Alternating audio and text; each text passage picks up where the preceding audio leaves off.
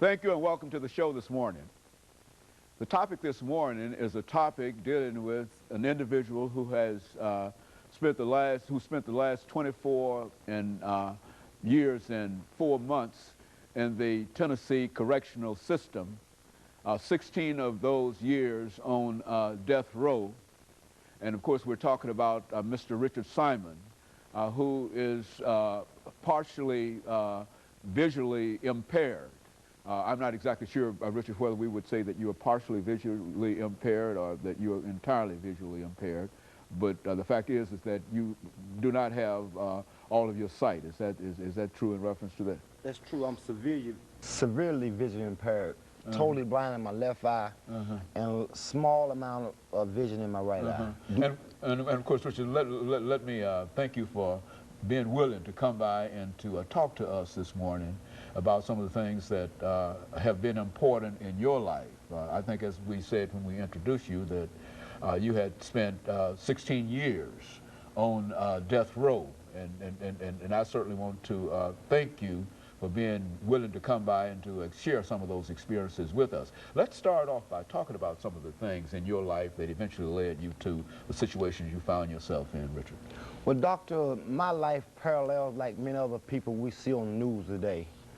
You start out as a young kid being rebellious, you know, trying to have some fun, and before you know it, you done got out of control. You have no self-respect, no respect for the law, no respect for your parents. Because I was raised by a single parent. My father died when I was 5 years old. So my mother raised 3 kids by herself. And with her trying to work and trying to keep us out the project, so to speak, we had a lot of free time on our hand. I think the term now is called latchkey kids. Latchkey kids. Yeah, so I think I was one of those kids. And I grew up, I thought normally, but when you crash out like I did and end up in prison, it's abnormal living. And so I just grew up with very little, I had a good guidance system with my mom because she was a church-going lady. She worked hard, but with me being, I guess, a young man with no role model in the house, so to speak, because my mother never remarried, I was kind of fending for myself, looking for role models. And a lot of times, as this rapper always say, that a young child's eyes catch light like glitter catch glue. You know what I mean? And when you got a young kid trying to find something to do, trying to find his identity, he's going to flock whatever's fascinating to him. And I spent a lot of time in Chicago looking out the window, watching the streets, watching the sounds. So you were born in Chicago?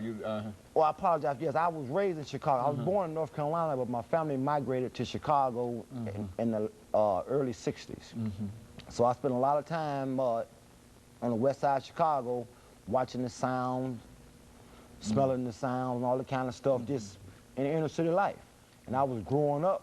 It was fascinating to me because my mom would always have us in the house when the street lights came on. So a lot of my time was spent out looking out the window, watching people go, watching people come, and you get to see stuff you thought was good.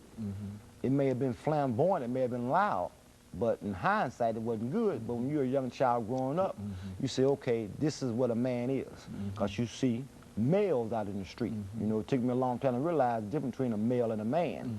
But at the time, I thought a man was somebody who had a pocket full of money, had a big car, do what he wanted to do, that kind of loud talking, smoking, cussing. Impression of a young child, a young kid. Yeah, I was twisted because I didn't really understand that the people out in the street was doing something out of necessity, not out of desire.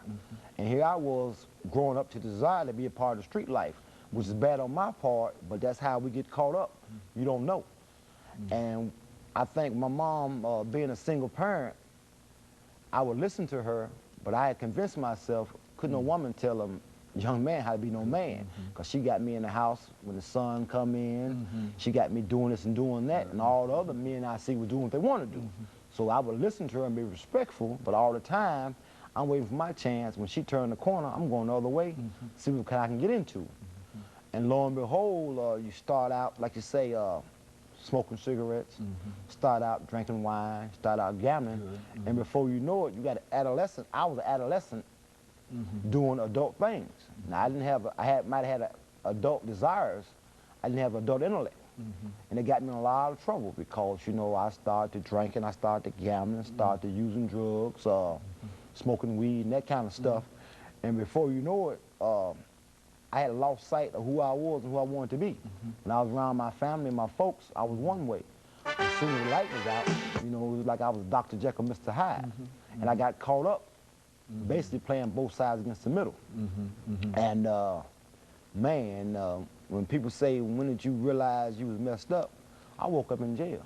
Okay, well, Richard, let us stop right at that point for our first commercial break, after which time we'll come back and we'll pick up at that particular point. And we'll be back with you following this very, very short commercial break.